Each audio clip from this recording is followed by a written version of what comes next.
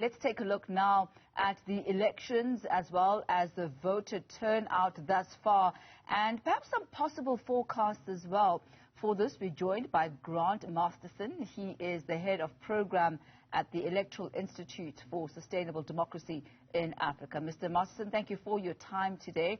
We've just had the briefing from the IEC on the status regarding the voter turnout. As at 12:30 today, the number of people who had already cast their vote was sitting at 3.5 million. We know that out of the 40 million South Africans who are eligible to vote, only 26.2%, or rather 26.2 million actually did register to vote. Is this fair? How would you rate the attendance so far? 3.5 million at 12:30. Look, it's always difficult to tell until the polling stations have closed what the voter turnout is going to look like.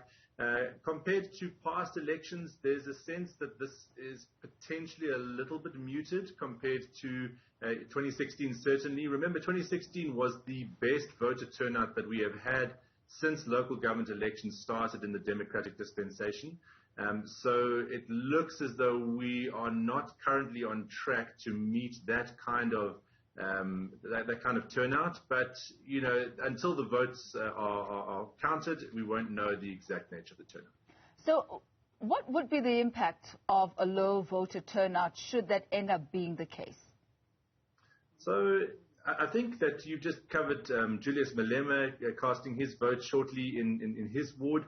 I think that the EFF in particular would be a party that would want to see a higher voter turnout, to see more young people registered, certainly given their brand, certainly given the expectation amongst people like myself who think that the EFF does very well in that demographic. Because the vast number of unregistered voters, firstly, people who didn't even bother to get their names onto the voters' roll, would be young people. About 9 million young people under the age of 30 who do not have the interest in even bothering to register to vote.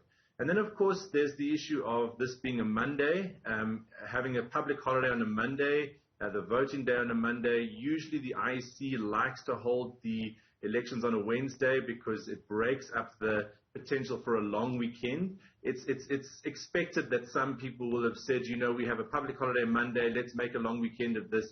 We're not going to bother about casting our votes. So there's a couple of issues really that may be sort of depressing voter turnout itself. And should there be a low voter turnout, how is this likely to affect the political climate as well as the balance of power with the political parties that are currently dominant? Yeah, and it's a difficult question to answer because, of course, low voter turnout has many different permutations.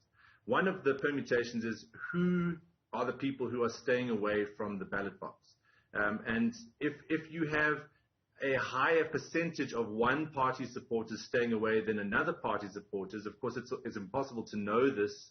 Maybe you can rely on some polling data and some opinion surveys, but very difficult to know which voters are staying away until you see the final results.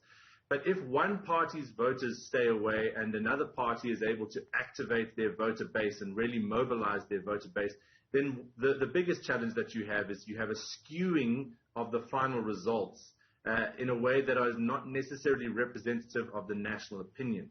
Now, this is an issue that exists in almost every democracy in the world. When you have turnout rates below 70%, then you run the risk of having the potential skewed ballot where the 30% who stay away from the ballot end up being as meaningful to the final results as the 70% who turned out to vote.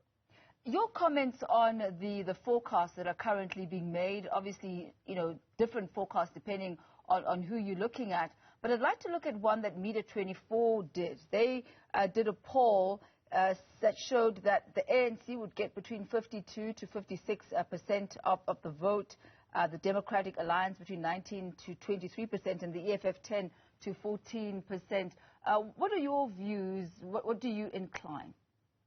So, of course, the important thing about that is Media 24's poll has aggregated the data to the national level. And these are not national level elections. These elections take place in the municipalities, in the metros, at the administrative level. And so, again, voter turnout really is a key determinant because in one or another ward, whether or not the national averages sort of over the entire national picture pan out.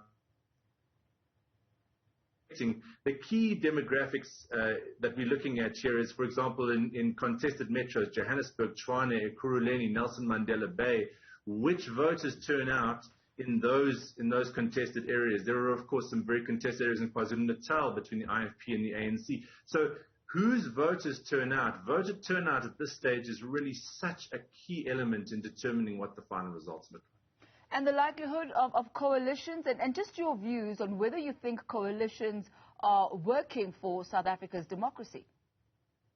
Look, I've been asked this question several times today on several media platforms. It's the question is how have coalitions done? In 2016, we really entered into this era of broad coalition politics.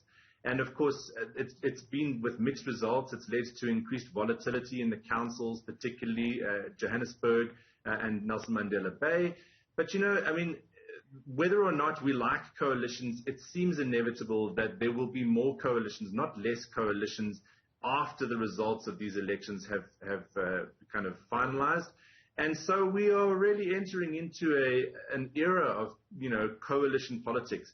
You know, this can talk to the maturation of our democracy as well. It's certainly going to require more mature behavior from our political parties. And I think they can do it. They're certainly going to have to do it because this is the reality going forward. It's likely that there'll be more coalitions going forward rather than less. Thank you very much for your insight this afternoon. That's Grant Masterson. He is the head of program at the Electoral Institute for Sustainable Democracy in Africa.